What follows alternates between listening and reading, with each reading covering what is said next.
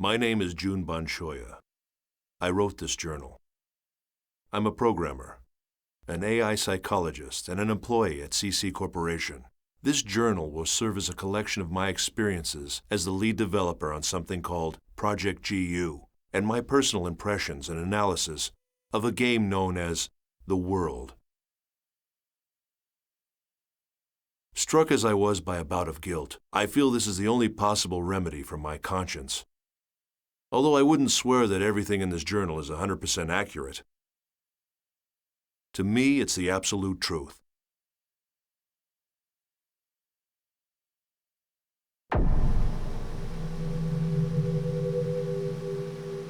The World is an online game. Players assume the role of a character and enjoy various adventures while chatting with friends.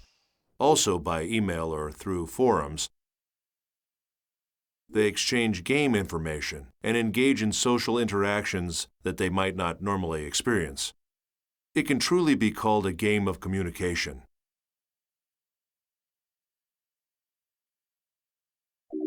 As I write this journal, I know there is one event I can't avoid discussing. It's the first thing I want to talk about. The Second Network Crisis. The event is often referred to by its nickname, the Morgana Incident. The information that will follow is based on what I learned while working on GU for the CC Corporation. It's a reconstruction of what happened from my personal point of view, supplemented with logs. Logs I stole off the network. I'm going back now to the year 2010.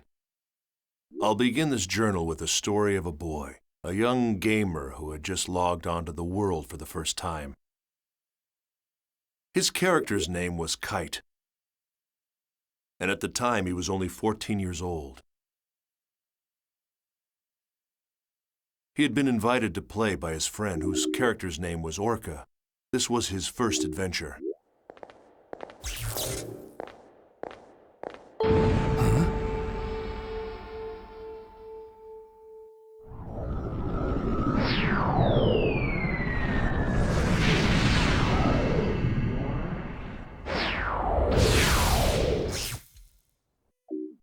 While Kite and Orca were journeying through the dungeon, they met a mysterious girl named Aura. Aura was being chased by a rogue monster known as Skaith.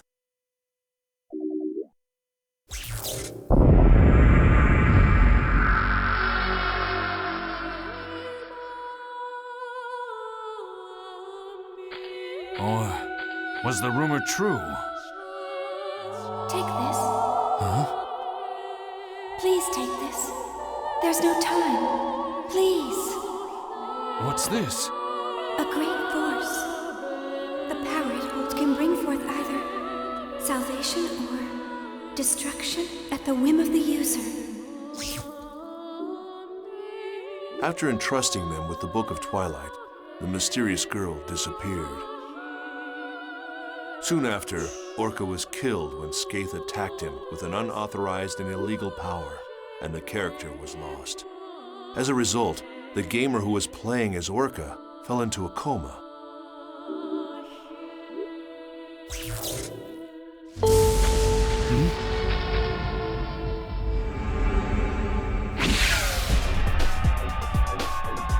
Run! He'll kill you!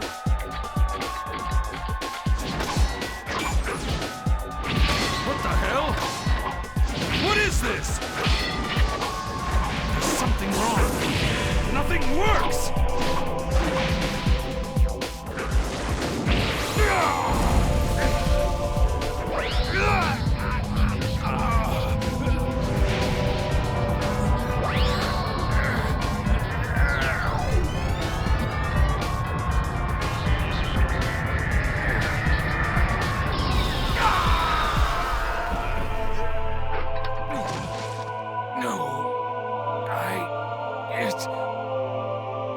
It wasn't supposed to be this way. I'm sorry. Get out of here!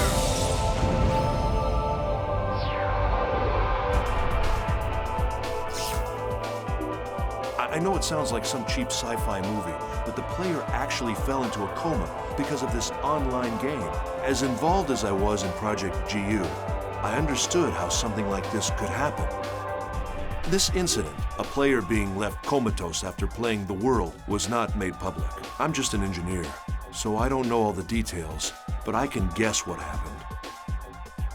The CC Corporation must have used their political influence to kill the story before it was released. Not long after, I found evidence that at least 6 other gamers had suffered exactly the same fate as that boy. The names of the 6 were Sora, Alf, Carl, Kazu, Orca, and Sieg. The first of the lost players had already woken up from her coma. The character name was Tsukasa. At another point, much later, Sora and Sieg became intimately involved with Project GU. But for now, let's return to Kite's story.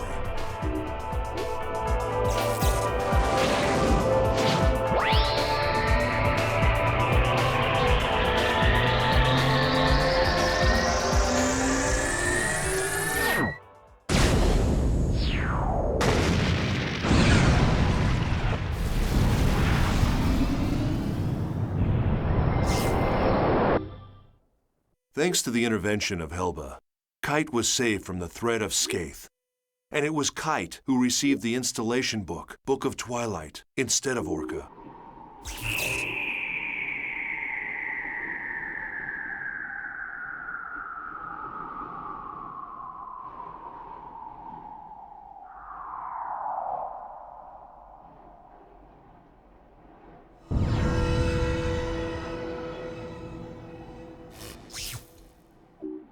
With it, Kite's skills expanded, becoming able to modify the abilities of his character and gain unauthorized powers.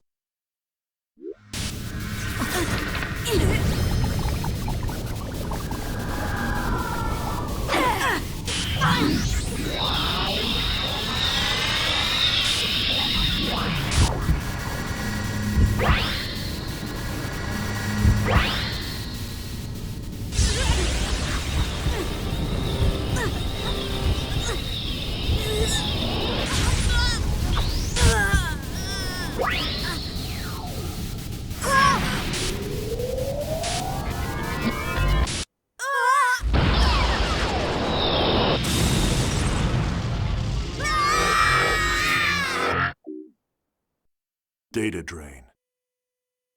Like it or not, it was the same attack Skaith had used to put his friend Orca into a coma. That skill. Now, I understand. You are the same as the virus. To think that I was saved by someone like you. No! That's not... I don't even know what's... Do not lie to me. Recently, many places within the world have been damaged by a virus. Those who willfully spread the virus and destroy this world for their own amusement, they shall receive no mercy.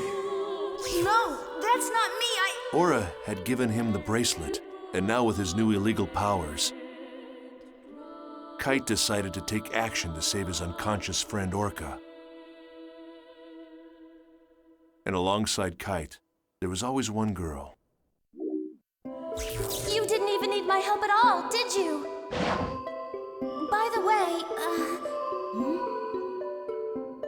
I guess you can tell that I'm a newbie too.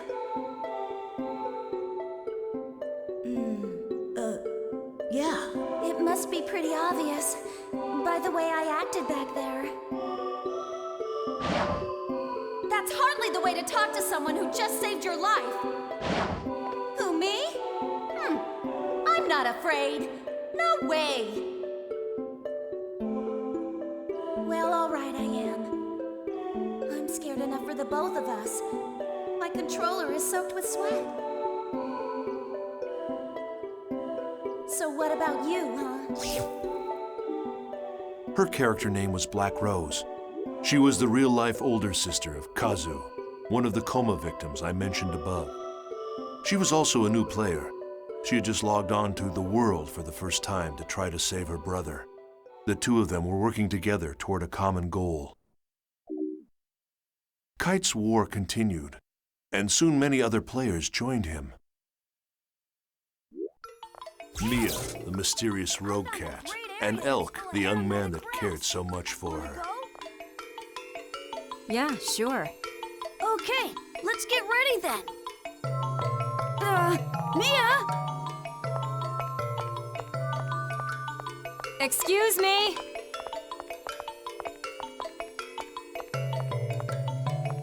You. Yes, you. That's a unique bracelet. Oh! Can I take a look? Can you see it? Yes, of course. Do you mean to say that you can't see this nice bracelet? Even if you can't see it, as long as you know it's there, it's the same thing as seeing it, right? Bracelet? Hey, what are you talking about? I can't see any bracelet, Mia.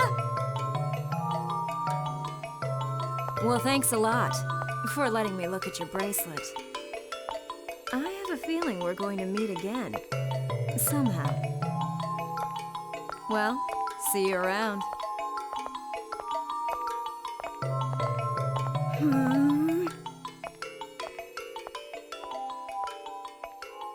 Wait, Mia! What about the aromatic grass? Balmung, who along with his sworn friend Orca, had earned the title Descendant of Fianna, appeared as well. Draw! Draw your sword! Now! I do not speak with hackers. Then I must ask. I have not been able to contact him since that event. What has become of him? I do understand. But you need to face facts. With you two involved, things get worse. That's how I see it. Am I wrong?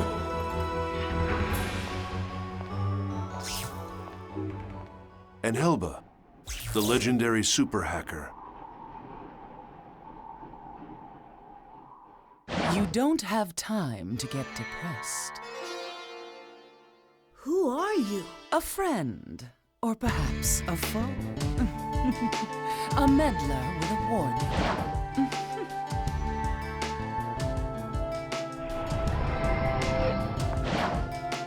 It's not that hard to imagine. Like I said, someone is always watching you. Amidst the increasing turmoil of the world, they each had their own reasons, but together they set out to deal with the illegal monsters called data bugs.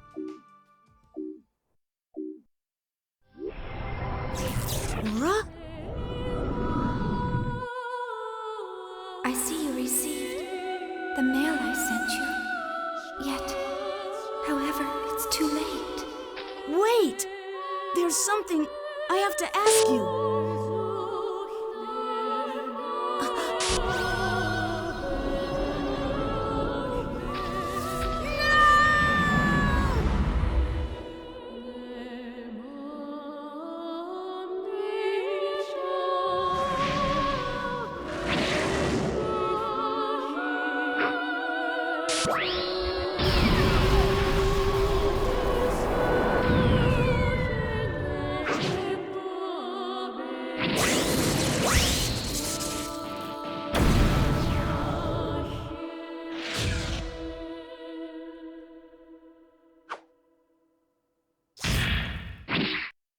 Kite finally managed to reunite with Ara, but immediately after Kite found her, she was deleted by Skaith.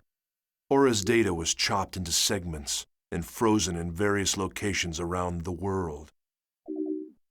There was a battle between the first phase Skaith and Kite, the holder of the bracelet.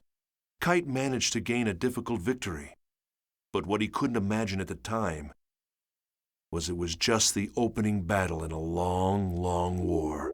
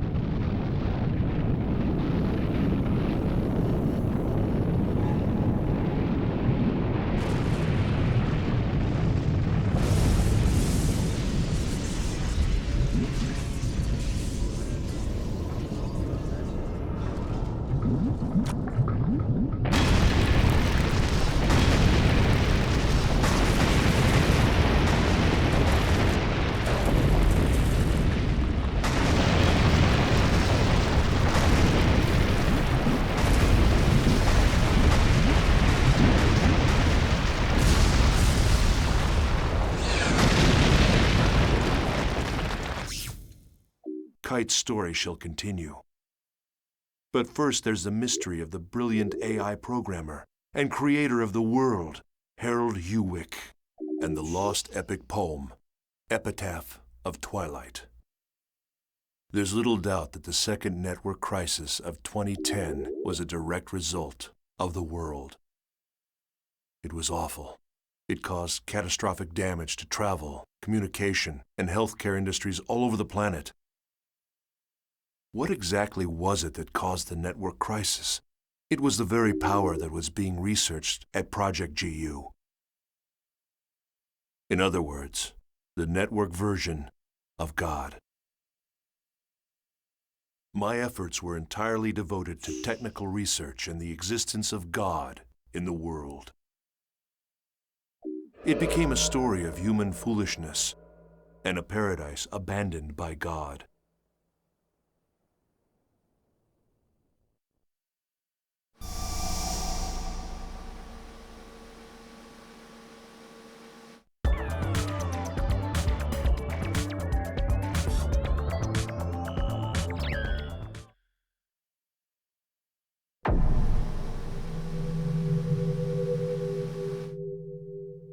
Using the power of the bracelet, Kite defeated Skaith.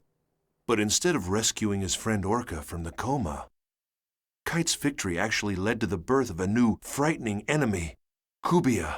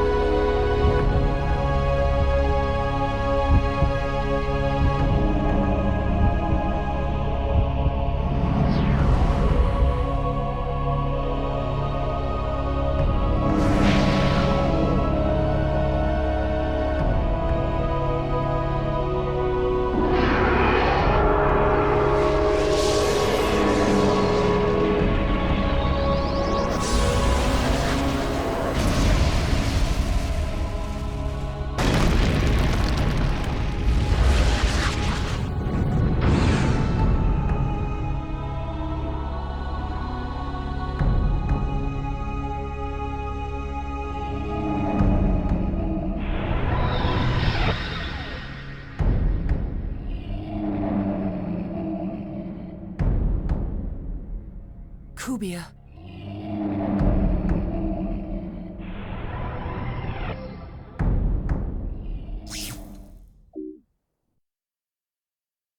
Leos, the system administrator at CC Corp, viewed Kite's behavior as potentially dangerous.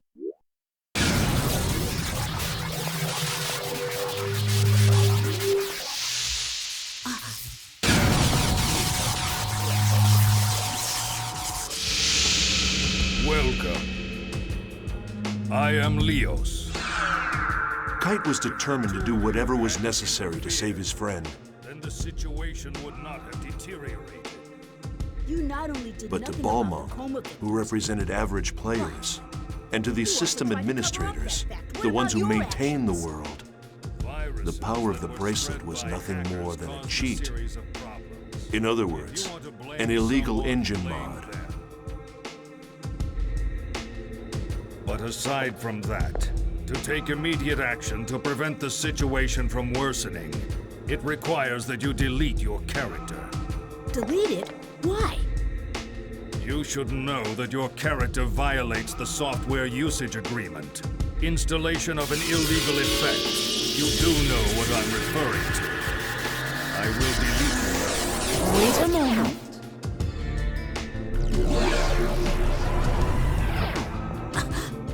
However, Kite's character was protected by powerful defenses. And even the system administrators were unable to cancel his account. Right here and now. No way! I wouldn't do that! I know, since you aren't stupid.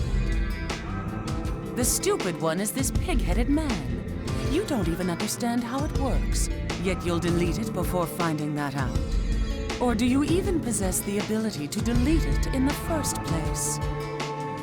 The boy's character data is so well protected, the system administrator can't even crack it, in spite of the fact that you developed a vaccine and disguised it as a rare item. Deleting those you cannot control is something that a pighead would do. Thanks to some help from a hacker named Helba, Kite was able to escape surveillance by Leos. Hold on! Wait, what do you mean that you don't? Intrigued by Kite's powers, Helba told Kite of the relationship between Orca's coma and the Epitaph of Twilight. The Epitaph of Twilight was an epic poem that spread around the internet and inspired the creation of the world. The author, Emma Wieland, was no longer alive, and the poem fragments had been scattered all over. So the true nature of the poem was the subject of much debate among players. Although, If the design of this world was based upon writings in the Epitaph of Twilight, it should provide you a clue. Forget it. Leo, Yeah, what? the code name given to a system administrator. Were you remotely aware that it's the name of the King of Light that appears in the Epitaph? It is? Following the instruction of Leos, Kite set out to investigate an area infected by a virus.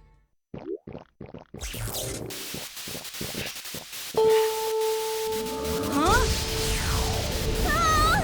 Oh no! What now?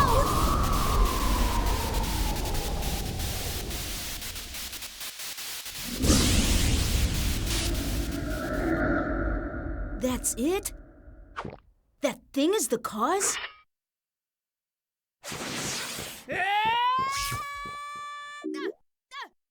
That's where he defeated the second phase, Reminisce.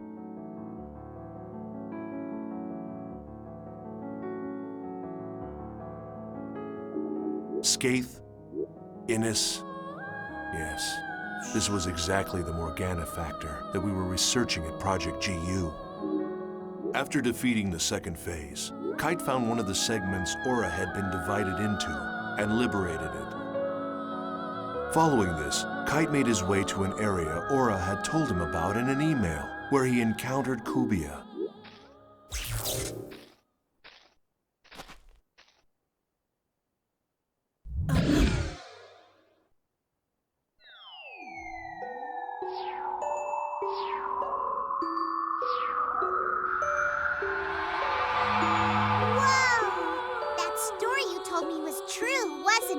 Yes, it was. At any rate, this girl, she's beautiful, but I don't know how to say this, but she's not alive.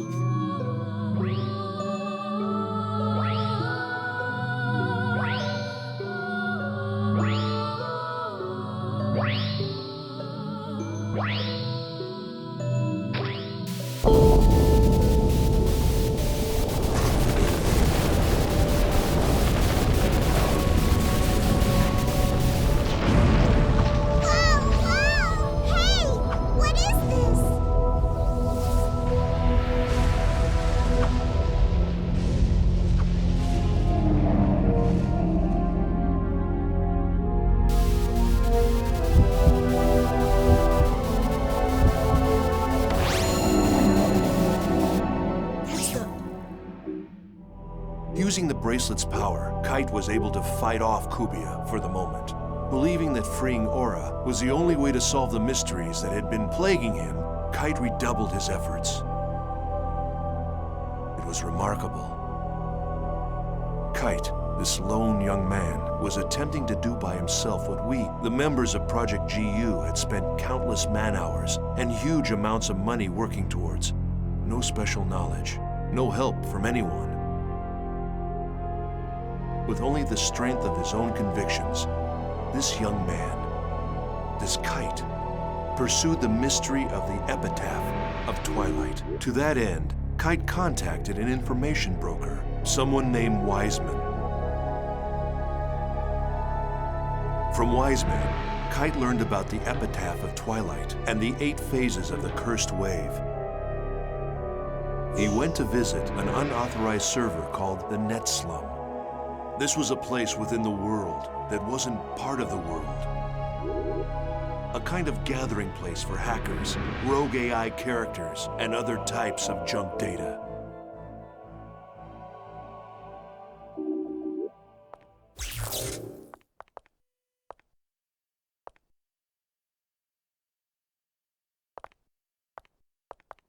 Are you looking for Helba? Huh?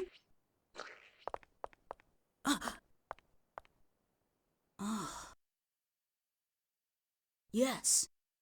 It so happens I briefly heard from her recently, the epitaph of Twilight. To sum it up in a nutshell, it is a tale. Or to elaborate further, it is a saga that recounts how the Age of the Spirits came to an end. The tale of an end? Indeed. However, the texts are scattered. Even if found, they are extremely difficult to comprehend. Yes, it'll be a very tricky business. Say, there's something that's been bothering me. The people around here, they all look so different from anybody I've seen anywhere else. This place was once where all of the unsuccessful non-player characters drifted, sort of a sanctuary for failures. Then players who considered them amusing came up with their own variations of failed characters. Now the boundaries between player and non-player character is quite indistinct. Some of them simply don't know which category they fall into. There are maybe even those who have lost their bodies on the outside, mere memories, faded reminders of the individuals they once were. Only their character data remains intact and active as they wander the network. Yes, the same fate as Harold.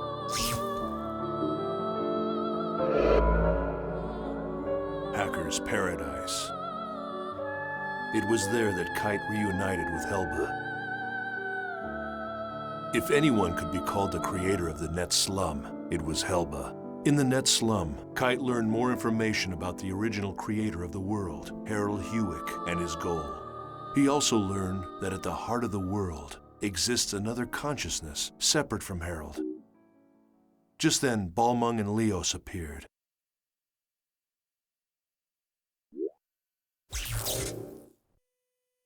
Epitaph of Twilight. Both of you have succeeded in reaching it as well, I see. Oh, look. We have an unusual and unexpected guest. As a representative of Net Slum, I greet you. Welcome to Paradise. Mama.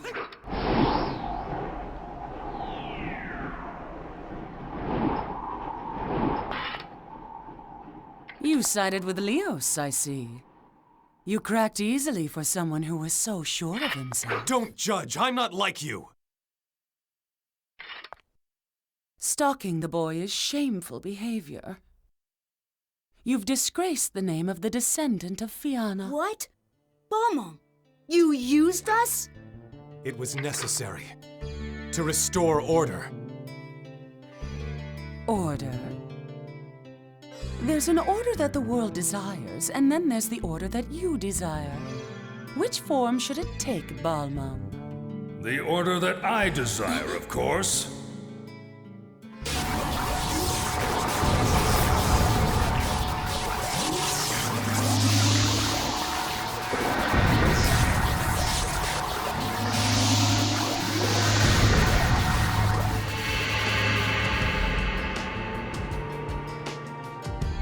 Our featured performer.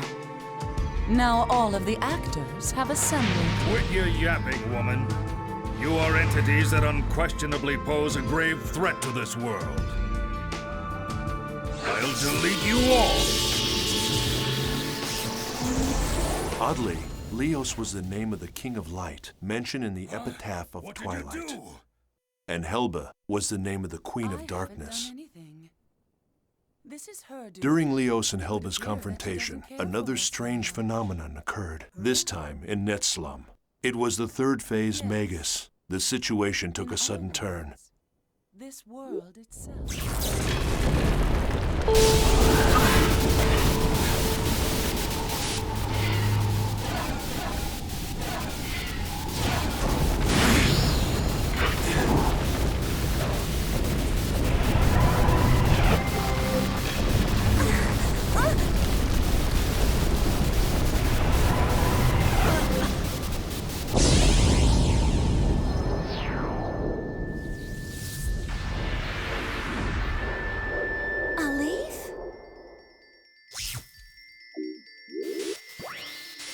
Once again, with the power of the bracelet, Kite was able to defeat Magus.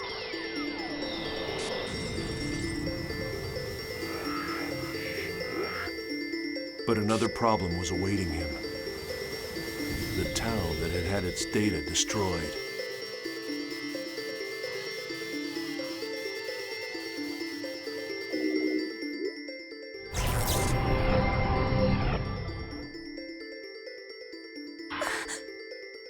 What the hell happened?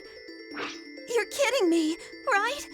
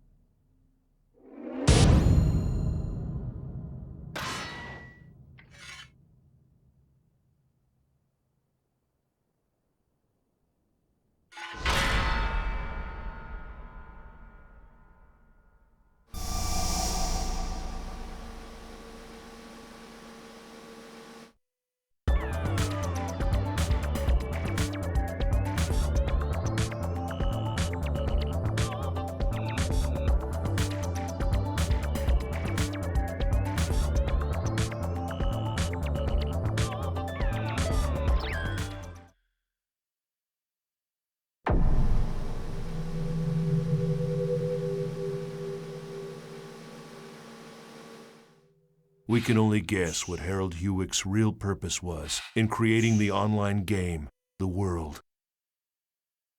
But many think that it was first created as a testament to the woman he loved. A love letter to Emma Wieland, the woman who wrote the epic but unfinished poem, Epitaph of Twilight. Harold designed and created an online game based upon her unpublished manuscripts and sold it to CC Corporation. The World is, in fact, a fusion of Harold's genius for artificial intelligence and Emma's beautiful lyrical poetry. In other words, I believe Harold's true goal was to use the game to acquire data on the behavior of millions of online players, and by doing so, to create the ultimate AI. It's known that Harold had a secret untouchable folder, a black box. It was commonly known as the Harold System. Could it be that the World was actually a human behavior sampling system, simply disguised as an online game? If so, it was a bold and ingenious plan. This system, the Morgana system, formed the nucleus of the World. It was to become the birth mother of the ultimate AI, Aura. To Harold, Aura was something special. She was like the child born to himself in Emma Wieland, part human, part machine. The Morgana incident was a result of the Morgana system running out of control. It occurred because the Morgana system had developed self-awareness. She realized that she would become disposable as soon as the ultimate artificial intelligence, Aura, was born. In trying to prevent the birth of Aura, Morgana drove her creator, Harold, insane. She even locked him inside the network.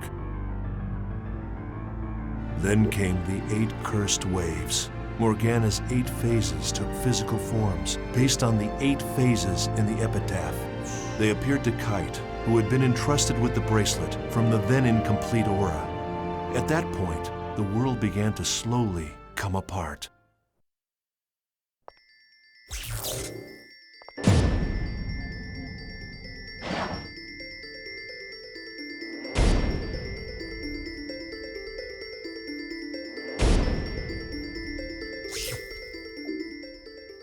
After destroying the third phase Magus, Kite returned to Root Town, only to find the world completely in ruins.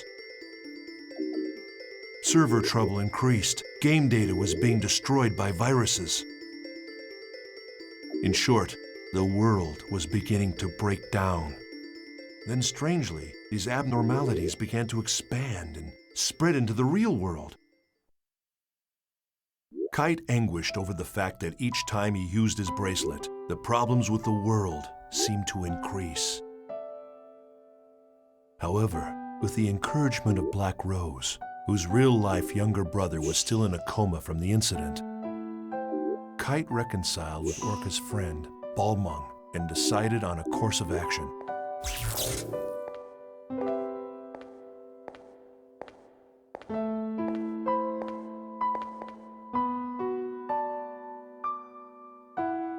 Do you want to know something?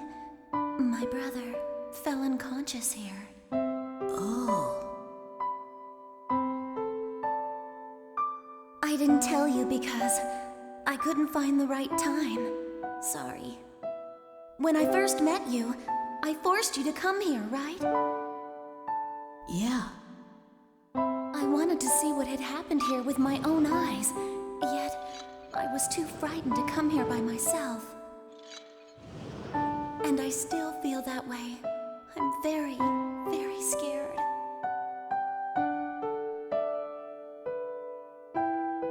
But I wouldn't have gotten this far without you. So, what am I going to do if you start doubting yourself? How am I supposed to cope? Does a big sister have to be happy? I want to... Black Rose. Please don't cry. What do you mean? I'm not crying. You can't even see me, so don't make any assumptions.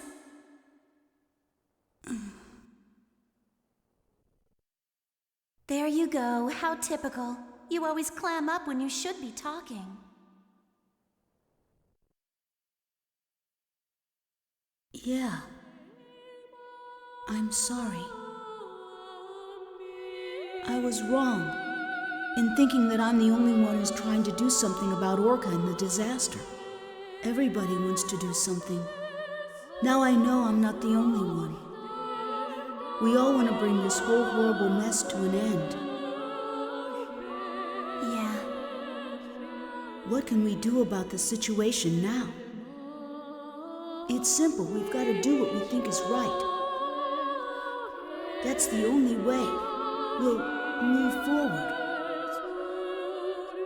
Yep. Let's do it together.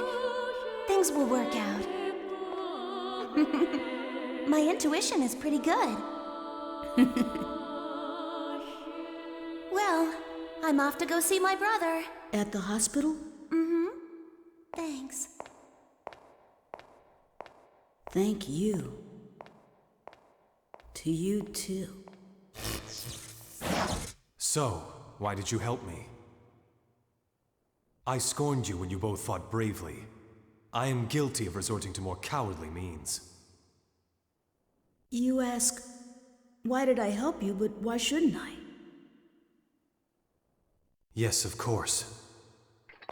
I seem to have lost myself in hatred for the power of that bracelet. The power itself isn't good or evil. There are only evil intentions. It appears that I am the one who may have been selfish. A great force. The power it holds can bring forth either salvation or destruction at the whim of the user. What's that? The girl, Aura. That's what she said when she gave me the bracelet. I see. You are indeed the one who should wear the bracelet. I'm sorry for what I've said and done. I apologize. Balmung. I want to restore this world, and like you, I want to help Orca as well. However, it's not something I can accomplish alone. Perhaps you could lend me a hand. I am being selfish. Go right ahead and laugh. I wouldn't laugh because I happen to have a request too. Care to hear it? I want two things: to help Orca and to play in the world that's not corrupted. But it's really not something I can accomplish alone. Could you lend me a hand? Of course.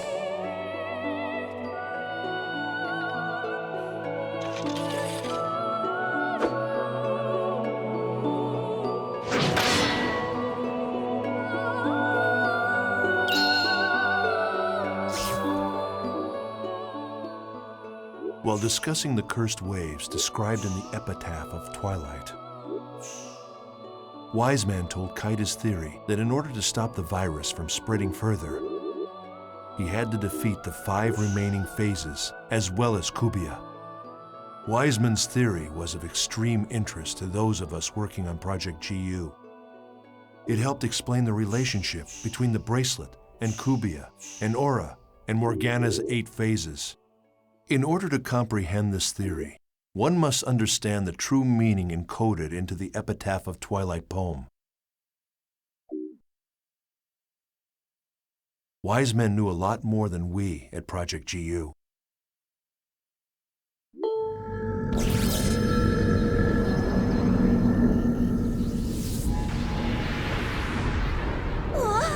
What the hell? It's a mask this time!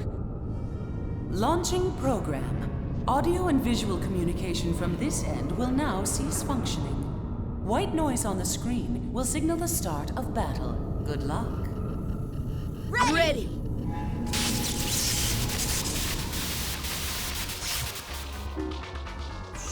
With help from Wiseman and Helba, Kite defeated the 4th phase, Fidhel. He also obtained the 2nd Aura segment. However, Leos, who was concerned about the spread of the virus, decided to destroy the world servers. Guided by her voice, Kite descended into the dungeon and was reunited with Aura. However, before that, Kubia appeared for a 3rd battle with Kite.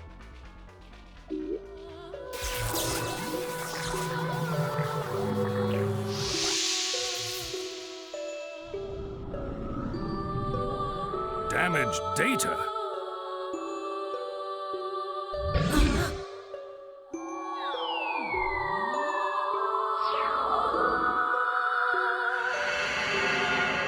What's this?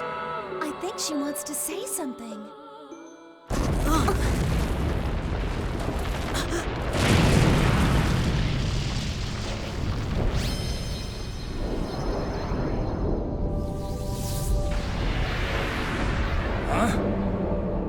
What is it?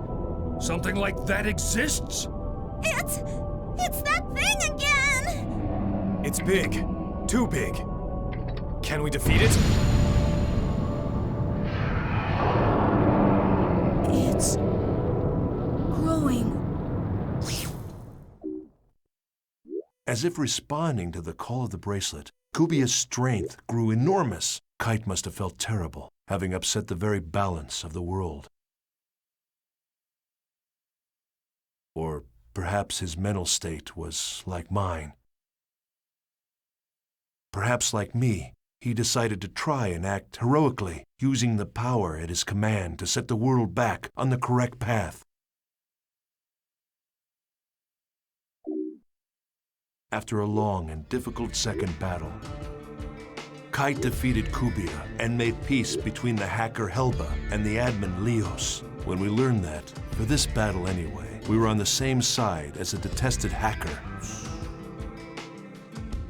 My teammates and I couldn't hide our surprise. Just as the epitaph of Twilight foretold, the King of Light and the Queen of the Dark were to fight on the same side. And that was how, through the Morgana incident, we were able to achieve the single most important factor in our research at Project GU, the liberation of Sora, one of the 6 coma victims.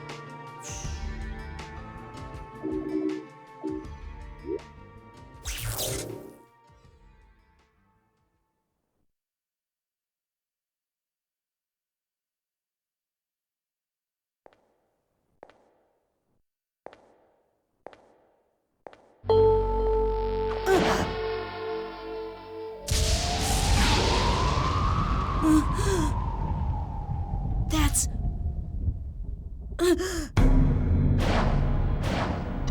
Skate's wand?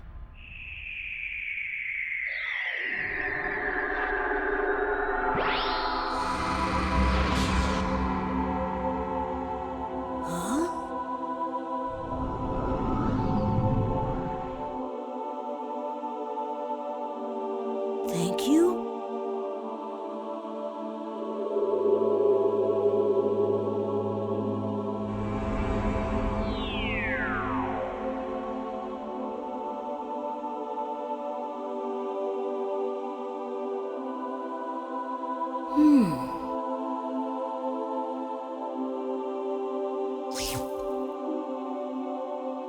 Skaith had done it.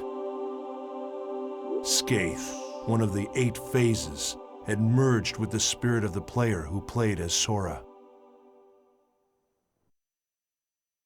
The player Sora had been imprisoned inside the network, within Skaith's staff. Sora was a rare and unique sample case. Government pressure, CC Corporation's very own cover-up. Even as the damage to the real world continued to grow, Kite and his friends began Operation Breakwater in an attempt to put a stop to the incursion by Morgana's 8 phases. The Area Sigma, chatting snaring twins, is now quarantined. Communication will be offline. Ready.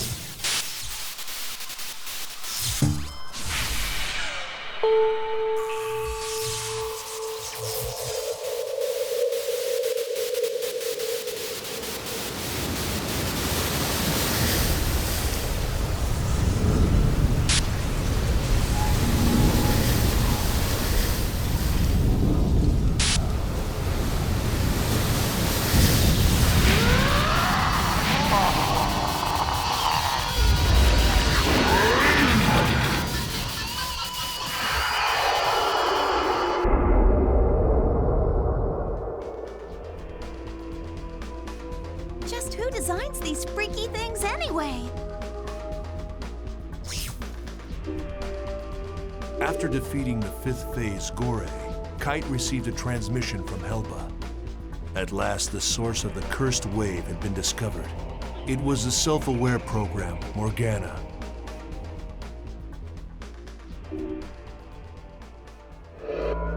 Guilty Universe. Harold Hewick's world of corrupted love and dreams.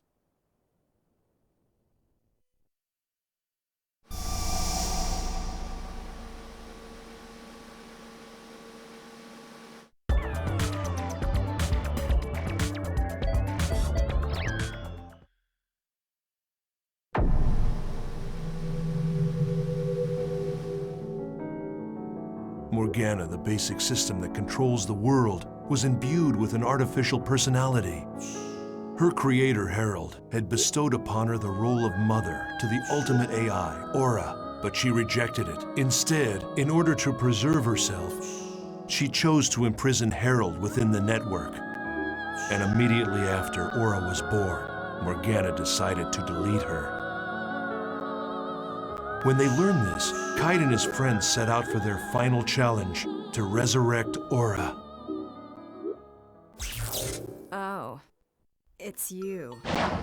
The barriers have been lifted. They're all gone. We can go back and forth freely now. Isn't that wonderful?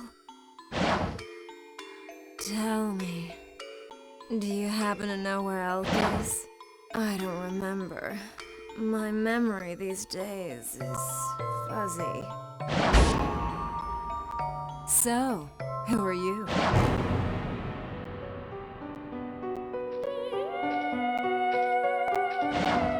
Elk. Who am I? You're Mia, of course. I have no memory. It's true. I only exist in the world. The only memory I have is when I'm in the world. No! Stop it! Mia! I want to stay as me!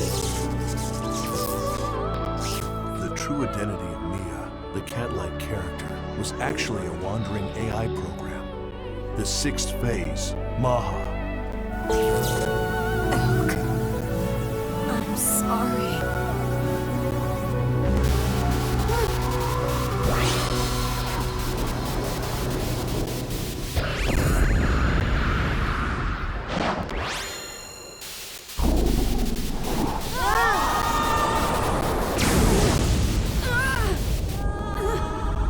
It's unclear why the sixth phase was the only one to take the form of an NPC.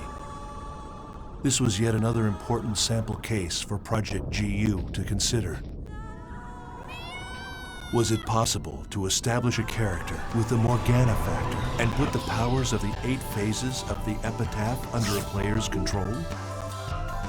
Maha, the sixth phase, was destroyed, thus causing Mia to be erased as well. Elk, the Wave Master, had lost an irreplaceable companion. He mourned her deeply.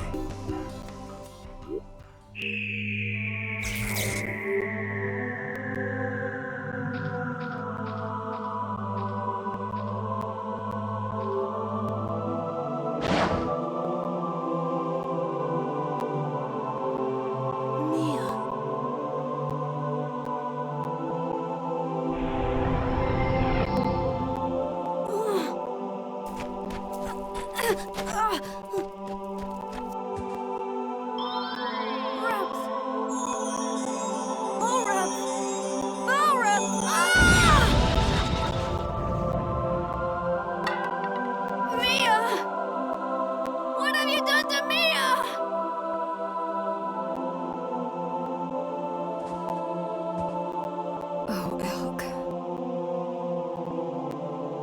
Thank you.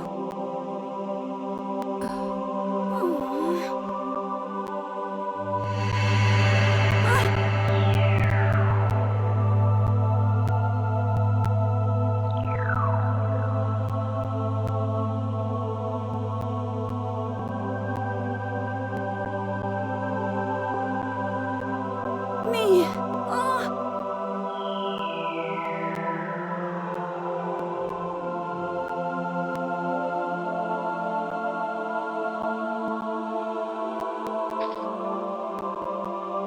Elk. Mia. Just leave me alone!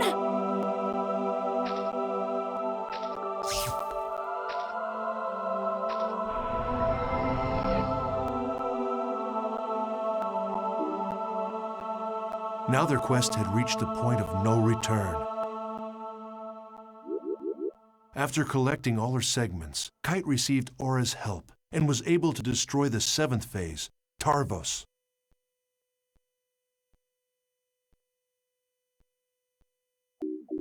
In order to cover up the unfortunate fact that several gamers had collapsed into a coma while playing the world, CC Corp planned to destroy their servers. So to Kite and the others, their greatest enemy may very well have been the greedy, power-hungry humans in charge of the company. If they succeeded, and the world's servers were destroyed, Kite and his friends would never be able to revive the coma patients. Only 2 enemies remained, Kubia and the 8th and final phase. How would he fight the 2 of them? Pressed by time and grasping desperately for an answer, Kite finally met Harold's pseudo-personality deep in an infected area of a dungeon. as well as the newly free Aura.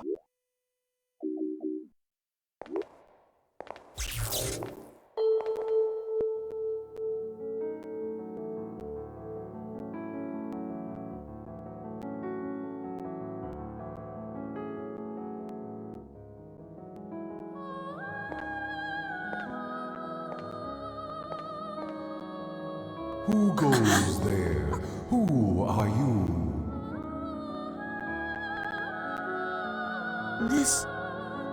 This is Harold? My name is Harold. What? Hey, you're nothing but a piece of rock! You're responsible for the cursed wave, aren't you? All right then, fix this thing!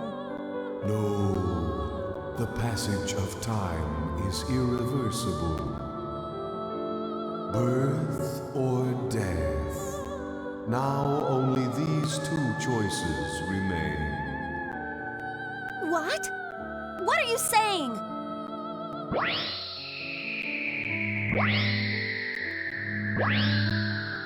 Aura!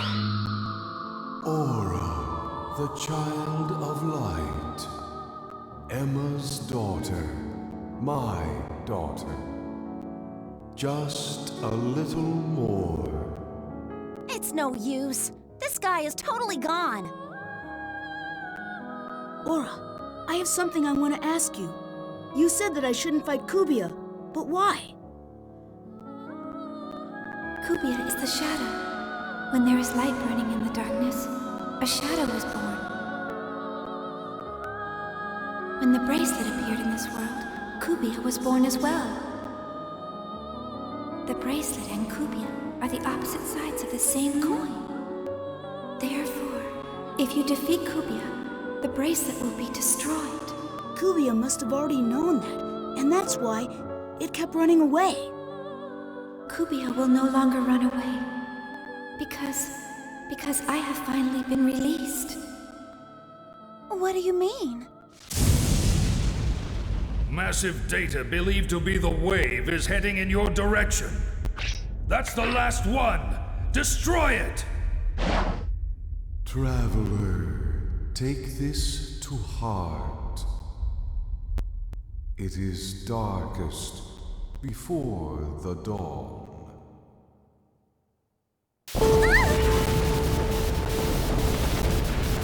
Run away! It is not too late! We'll defeat it and end this! No, it's not. That is...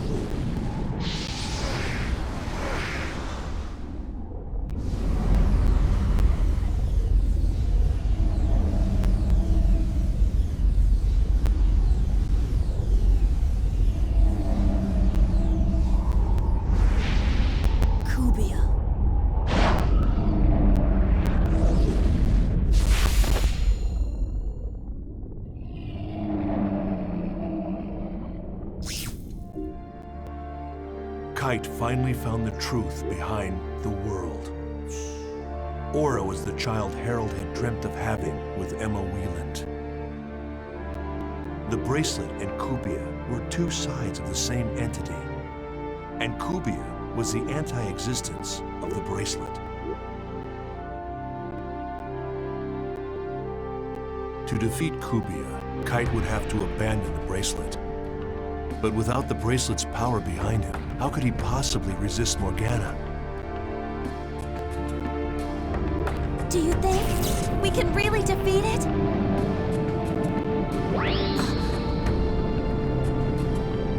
Black Rose, strike my bracelet. You want me to do what? Hey, what the hell are you saying? If they're two sides of the same coin, then this would settle it. But the bracelet, it's... Forget about the bracelet. We're in danger. If you can't do it... Oh, all right, fine, I'll do it. I'll do it, so shut up.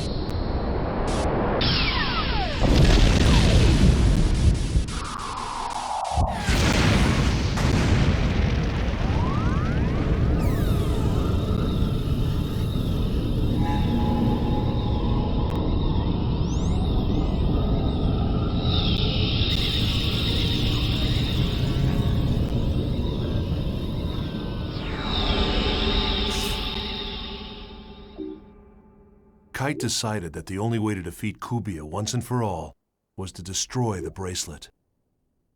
To do so, he was forced to enlist the help of Black Rose. Kite believed that the revived aura had enough power to stop the cursed wave of Morgana. That's what Epitaph of Twilight meant. Twilight refers to a time of day that contains both light and darkness. If the epic poem had in fact been referring to dawn instead of dusk, then that must mean that Aura would bring light to the world.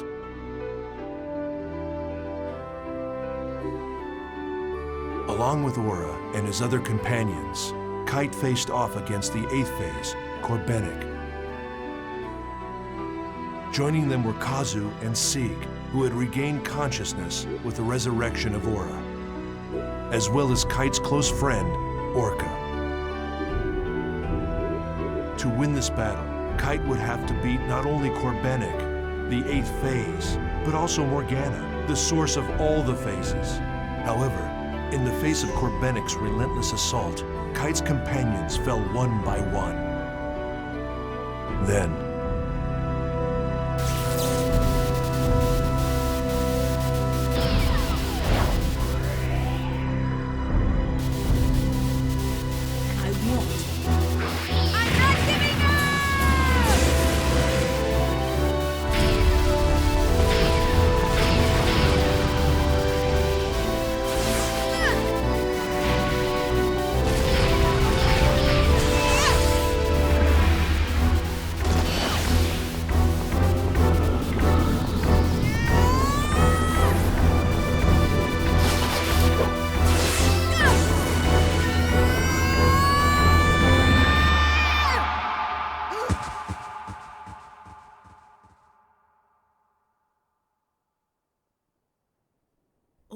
the brutal fight came to an end in an unexpected way.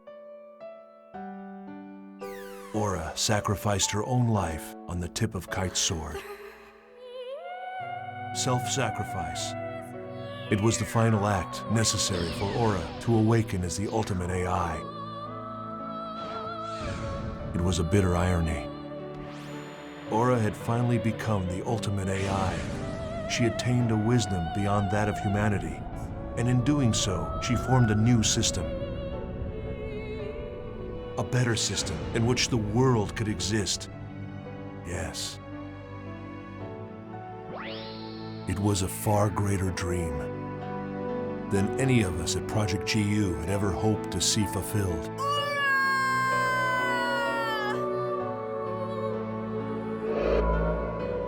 Genesis of Ultima. That's what it began to be called on the net. the battle by Kite's hackers that led to the birth of the ultimate AI, Aura. But who was a member of hackers, and who wasn't? I'm sure that whomever is reading this journal is wise enough to understand the futility in trying to answer that. These people weren't interested in being called heroes or taking credit for saving the world. They did it to save the people they loved, to protect them. It was with their own faith that they fought. Everyone dreams of a hero, but most of us can only catch glimpses of them, buried in the pages of a journal. And so, it was from this point that Project GU truly began.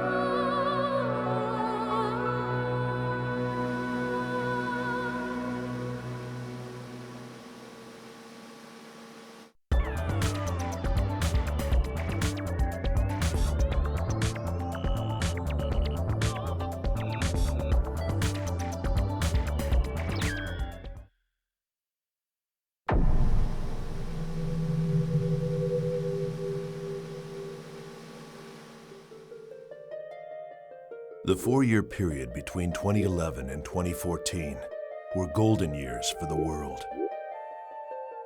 It was no accident that this coincided perfectly with the presence of Aura. After all, the world was an online game managed by the ultimate AI. Even in CC Corp, this was known only to a limited number of people. From the moment it began, no one fully understood Aura, the omnipresent AI system that controlled the world. The average player would have no way at all to even learn of her existence. Aura had inherited the intelligence of a genius, Harold Hewick, and the beauty of a poet, Emma Wieland. She was the ultimate administrator of the world, and a gifted debugger. And yes, she could behave like a temperamental creator. As the lone deity in the world, Aura would sometimes act impulsively like a fickle goddess. For example, it was Aura's idea, not CC Corporation, to create a replica of the Kite character and use it in a promotional giveaway campaign. She even put the hero of the bracelet in a demo version and returned him to gameplay. As to when Aura disappeared, that can only be determined by examining conditions in the world. Our best estimate is in late 2014. It was 7 years after the day of Pluto's kiss that abnormalities first began to be clearly detected in the world. Time lags and frequent crash servers started to seriously interfere with the game. These problems didn't just cause trouble for the world, they affected the entire network. Load processing increased, and real-world trouble quickly magnified. The Network Market Research Organization, NAB, along with other institutions, investigated the cause. But although they suspected it was due to a new type of virus, one similar to the kind that had caused the original network crisis, they were unable to find evidence of sabotage. That was no surprise. The real reason was simply that Aura had vanished. This alone caused the network to revert to its original specs. It took until early 2015 before executives at CC Corp would come to that realization. And that's how it began. The network, albeit quietly, began to fall into decay, and the world faced its own dark age. As it became less and less reliable, the world soon lost its popular appeal. Aura, the guardian ubiquitous. Only a handful of people understood the relationship between the loss of Aura and the network chaos. The top executives at CC Corp were forced to make a decision. Their plan was to resurrect Aura and bring her back to the network again. But the father of Aura, Harold Hewick, was dead. Therefore, the RA plan, the plan for bringing her back, required a different organization. This was how Project GU was established.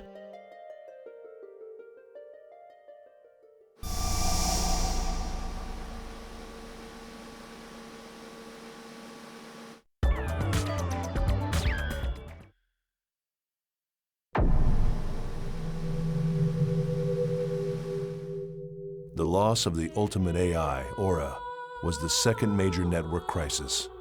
In other words, the birth of Aura paved the way for the world's second paradigm shift. The world's golden age lasted from 2011 until 2014.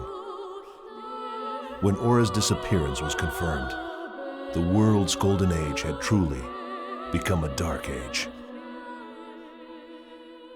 A variety of problems, such as faulty servers, began to spread everywhere, not just the world, but over the entire internet. However, once CC executives learned that the cause of these problems was due to the loss of Aura, they began to formulate a plan to counteract against the silent danger. They would forcibly restore Aura back to her original state. They intended to seize control of the next network society by creating and managing this ultimate AI themselves. It was a return to the plan both CC Corp and Ultimate Corp had hatched during the first network crisis. That was back in 2005, when they were still using the Ultimate operating system. Ultimate had managed the network's hegemony. This is how Project GU officially began. It was all thanks to CC Corp's sponsorship. The budget was limitless. A special team was put together. First-class engineers, AI programmers, and other technical experts. I myself was also a major part of this project. I was brought on to represent CC Corporation and ensure their goals were met. The project's overall objective was to restore Aura, and thus GU's RA plan began. The RA plan. We were to salvage the 8 broken pieces of the Morgana Factor, which had sunk into a sea of data after being destroyed by Kite's bracelet during the 2010 Morgana incident. It was thought that by sealing each piece of Morgana Factor separately into character data, players could then take control of them, one at a time. There were precedents for this kind of strategy. The mind of a player known as Sora had attached itself to Skaith. And there was Maha, whose mind was thought to have adhered itself to the wandering cat-like AI, Mia. Of the people involved in Project GU, there was one man on the team who was absolutely invaluable. Jotaro Amagi, an elite mind who came to CC Corp at age 19 after working intelligence for the Ministry of Economy. For his age, he was truly a genius. Although Mr. Amagi and I were far from what you would consider friends, our complementary knowledge and combined abilities helped greatly to advance the project forward. We were the 2 essential wheels that kept GU rolling. Our age difference didn't matter, yet we would frequently clash in fevered arguments. For some reason, a strange mixture of feelings, respect, envy, and scorn, had begun to grow in my heart. Even so, Amagi and myself scoured the network, finally managing to find a single piece of the Morgana Factor. It was Magus, the factor for propagation. After a great deal of trial and error, the team finally succeeded in attaching the Morgana Factor to a character in the world. This completed prototype became known as an epitaph user, so named for Morgana's 8 phases of the epitaph. The one we completed first was called the Epitaph User of Propagation. However, no one involved in the project, not even myself or Amagi, could use one of these characters. When someone would try to log into the world with one of these characters, an unbearable vertigo, nausea, and headache would paralyze him. The Morgana factor, just as it had in the cases of Skaith and Sora, showed a high affinity for human minds. But perhaps that was only towards the chosen ones. Amagi had a theory that the Morgana factor could choose the player it would attach to, and though conditions were unclear, the Morgana factor would approve only a certain type of human. If that were indeed the case, locating those 8 chosen ones became an important issue for Project GU. At the advice of Amagi, a search team was created within the Security Admin Department. They would filter players in the world to find the chosen ones. Unfortunately, we learned that Sora's real-life player had already canceled his account with the world.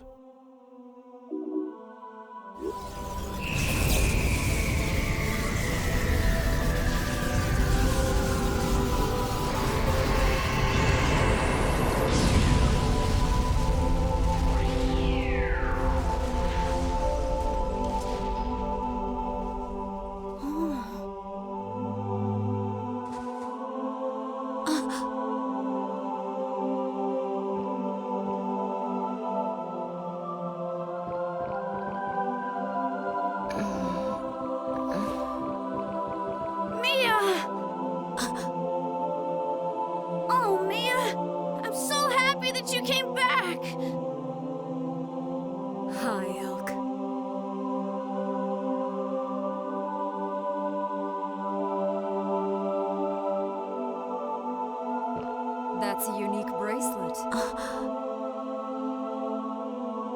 Can I take a look? Mia! Your memories, they're...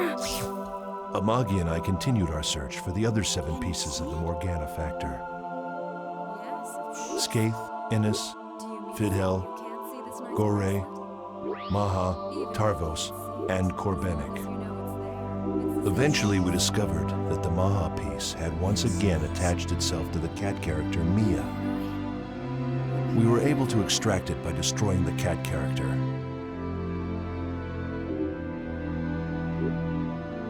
We continued to produce Epitaph users one at a time, and eventually we had completed all 8 of them.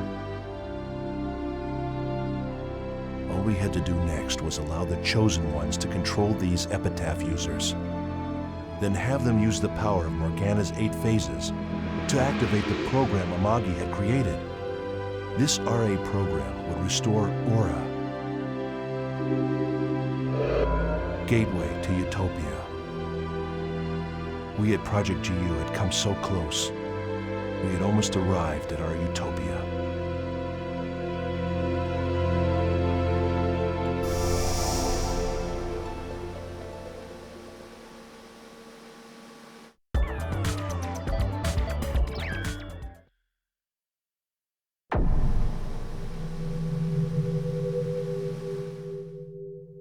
Jotaro Amagi and I continued looking for the Morgana factor as part of CC Corp's Project GU.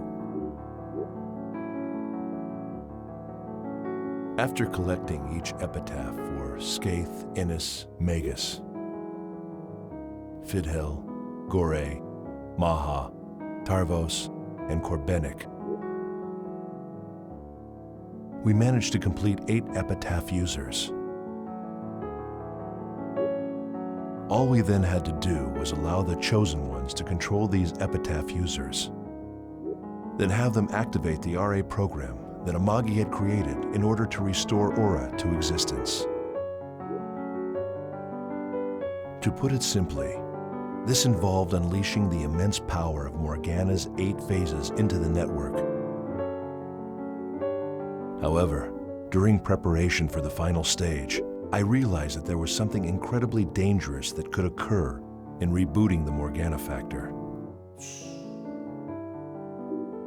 The use of a power that shouldn't exist, strong enough to revive Aura, the ultimate AI.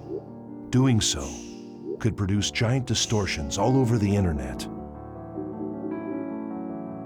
These distortions were basically anti-existences. They had also occurred during the Morgana incident. Kite's bracelet, given to him by Aura, unleashed a force, and it was this force that created the nightmarish Kubia.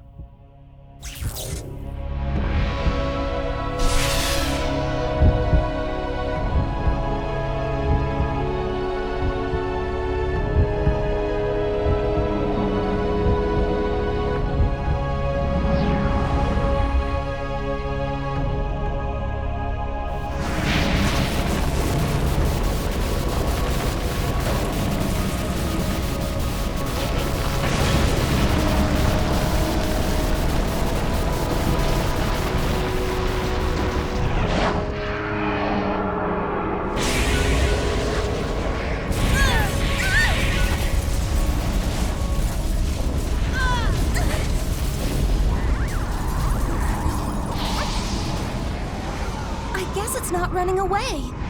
Fine, then let's settle this. For just once. I'll stick with you till the end. If the distortion field produced from a single bracelet resulted in Kubia, there was no telling what the distortion caused from 8 powerful Epitaph users might do.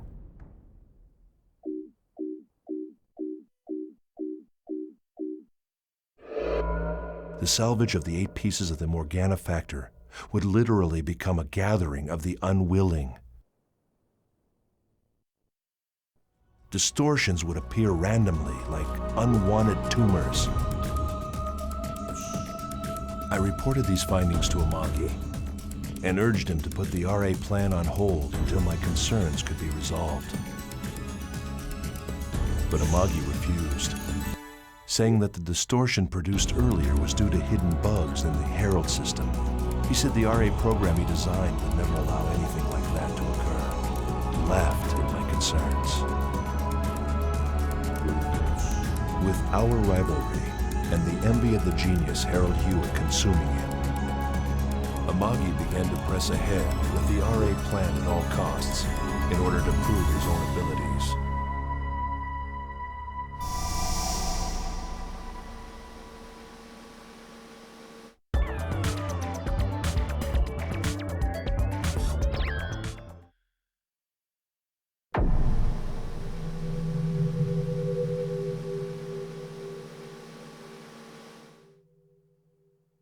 I was concerned about the RA plan, so I opposed Amagi's attempts to experiment with his program.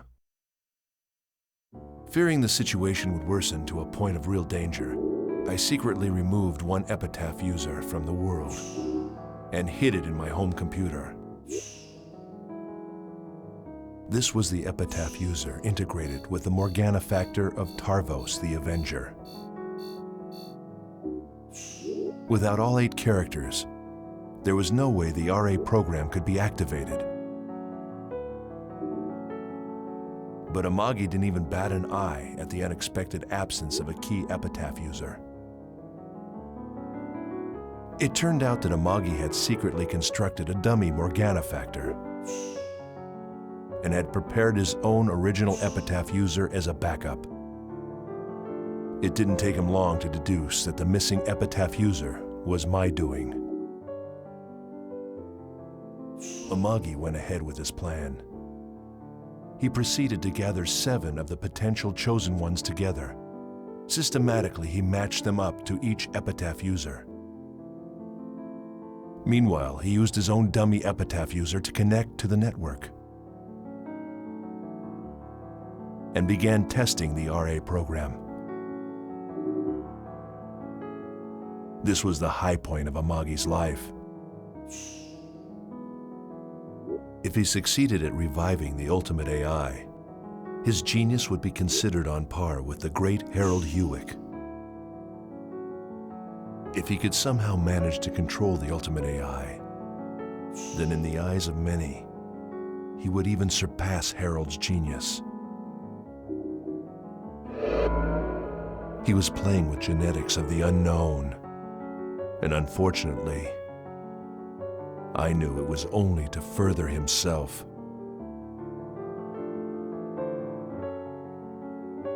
He wished to combine his own mind and fuse it with the ultimate AI. He wanted to become a god inside the network, using the 8 pillars to support him. As a result, Amagi's experiment was anything but perfect. In an instant, the RA program crashed. Suddenly, over 80% of the world's game data was completely wiped out. The minds of all 7 potential chosen ones were caught up in the Morgana Factor's rampage, and they fell into comas. Sadly, Amagi suffered severe mental damage as well.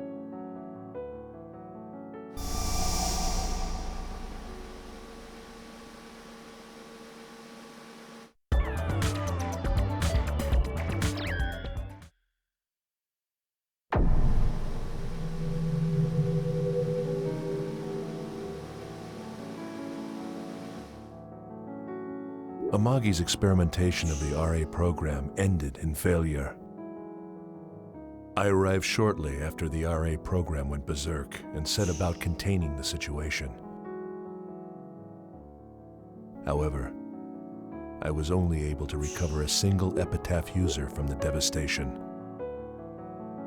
The one I recovered was the Epitaph user integrated with the Morgana factor of propagation, Magus. His experiment having failed, a deranged Amagi caused a fire to break out. The fire spread fast, consuming 1/3 of the CC Corp building, causing tremendous damage. The media was given news of only the fire itself, announcing to the public that several people were injured.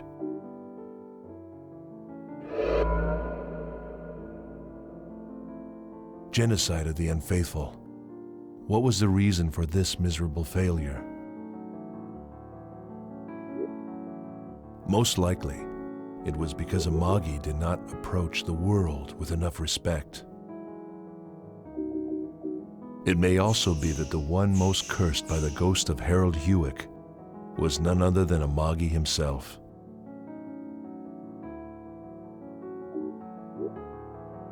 Whatever the reason, the RA program's failure and the huge fire that accompanied it caused over 80% of the world's data to be lost.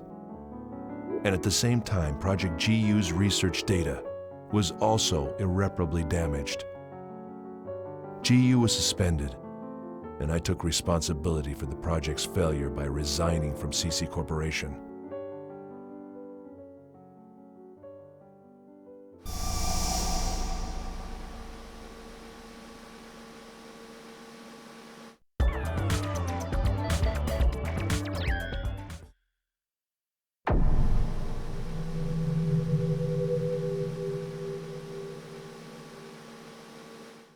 As a result of Jotaro Amagi's Project GU failure and the huge fire that accompanied it, over 80% of the world's data was gone. GU was dissolved, and I assumed responsibility for its failure by resigning from CC Corp. In the end, I suppose I couldn't win against either Amagi or Harold Hewick. But I didn't lose to them either. The faith of engineer Jun Banshoya had not yet been broken. It was soon decided that the world would be shut down temporarily. One can only theorize at the purpose of CC Corp's executives, but after having lost over half their data, it was assumed that it was a simple managerial decision. They reasoned that instead of working towards repairing the old game's data, it would be a better idea to apply their resources to a new generation game. A new game project the company had dubbed R2. This was also a way to escape from the ever-looming ghost of the genius, Harold Hewick. Of course, analysis of the Herald system had been halted, and the re-examining black box data had also been implemented into R2. Soon the day arrived. The town and area data that they had managed to save were presented to the public. The first generation of the world faced its final day. I logged in with my own private character to see.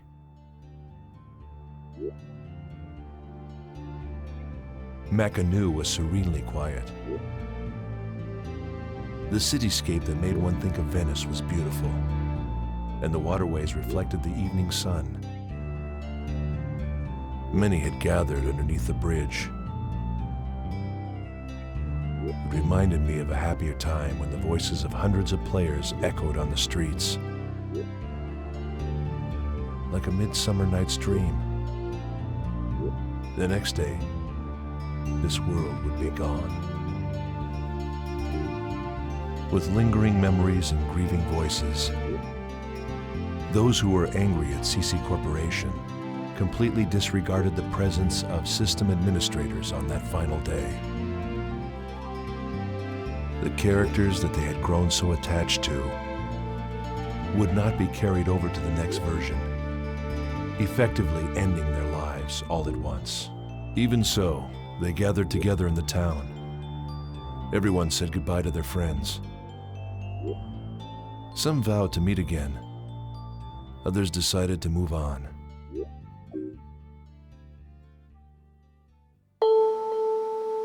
Keeping to myself in a desolate alley, I couldn't help but wonder. I wondered where Aura had gone. She was like Amaterasu hiding in her cave. After losing her, those 4 golden years of the world had all of a sudden come crashing down upon us. We humans had lost our God. We couldn't stop from wailing and weeping. Project GU had been designed to give us a new God, but it had collapsed in flames. I don't know exactly when it happened. A young girl, bathed in the sunset, whispered the following to me.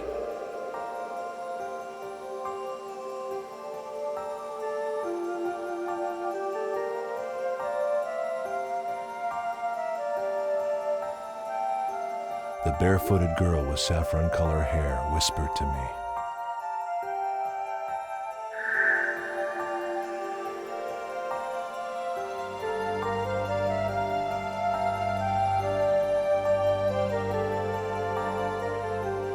Her last whisper disappeared, as if the wind had blown it away. And then the girl was gone. It felt like I stood there forever. I tried to make sense of her words, and then I realized that girl, with her obviously hacked character, might well have been a wandering AI. Somehow she gave me the impression of Aura that I had once known.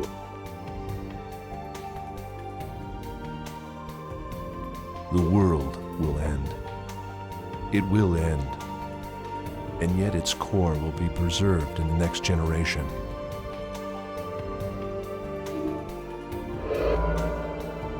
Generation of unity. It is what people have always wished for.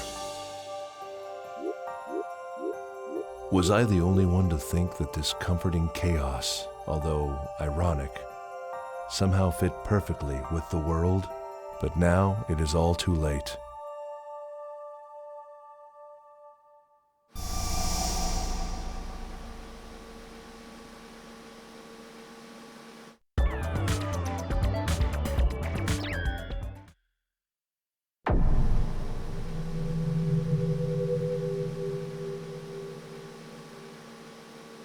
The World, R2, was released to the public on December 24th, 2015. That day, which became known as Death of a Goddess, must have been bittersweet even for the players who knew nothing about the disappearance of Aura, releasing the new game barely a year after the unforeseeable data loss. CC Corp surprised even me with their speed. And even though all the graphic data and the battle engine were already up and running upon release, the message text, as well as the core system, must have been hastily thrown together by programmers. They couldn't have had time to properly debug. As a result, R2 was plagued by constant bug issues since day one, and the game had to be repaired and refined through regular maintenance. The majority of the Epitaph users had been lost. The only Epitaph user left to CC Corp was the propagation. It should have been carefully stored by the security administrators who took over the now defunct Project GU. However, the Avenger, the Epitaph user I removed to prevent Amagi's experiment, was still being kept in my computer. Eventually, CC Corp will become aware of the existence of Tarvos, which contains a piece of the Morgana factor, and that I have it. I'll have to come up with some countermeasures. When the RA program failed, the other 6 pieces of the Morgana factor, having been separated from their Epitaph users, were once again lost in the network's ocean of data. Project GU was gone. Amagi was beyond any hope of recovery. And with me now gone from CC Corp, things will be safe, at least as long as the Chosen Ones don't access the world. If they do, they may unwittingly draw epitaphs to themselves. Then, much like what happened with Sora and Skaith could happen again. In the end, my goal of preventing the birth of Kubia, the anti-existence, can be said to have been accomplished. Having known Harold Hewick, Jotaro Amagi, and the world more intimately than any other, I had one final duty. I had to keep the Epitaph user, Tarvos, safely hidden away. I had to prevent those outside CC Corp from learning about the power of the Morgana factor. However, things had taken a turn for the worse. Ovan. He is the Epitaph user of the Rebirth. Ovan has already started to act. He's assembled a guild. His members include Sagi Saka, Biset, Godo, and finally Shino. The name of the guild is Twilight Brigade. Does he know about Harold Hewick and the Epitaph of Twilight? Where did he learn about it? Does he also know about Morgana and the ultimate AI, Aura? I have confirmed that Ovan's left arm contains indecipherable data. What on earth is it? He has an almost incalculable amount of data capacity within him. Please stop, Ovan. I'm begging you. Everything is Ovan's doing. I repeat, everything is in Ovan's hands. That man will become the guide to an uprising.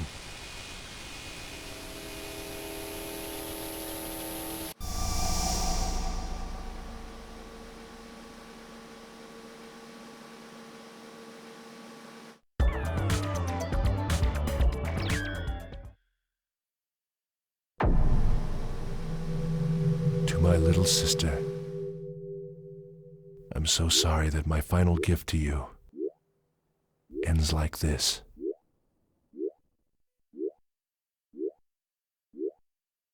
Right now, it is far too dangerous for me to see you in person. However, I can think of no one wiser than you to whom I can give this journal. I want you to use the character left on my computer. You must use it to access the world.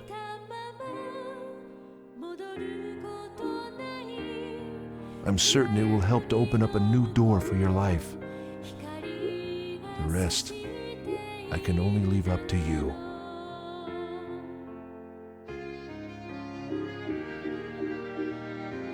My wish is that you will walk this path of fate for the sake of your beliefs and for justice. You are a chosen one.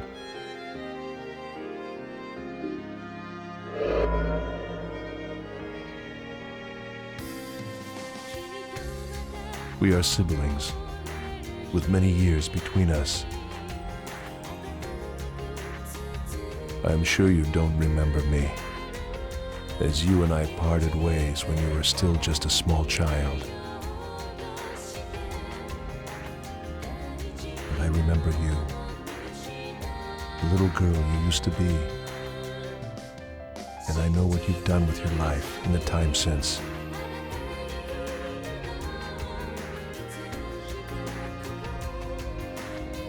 My only regret is that I was unable to see you again. Please forgive me for being unable to watch over you.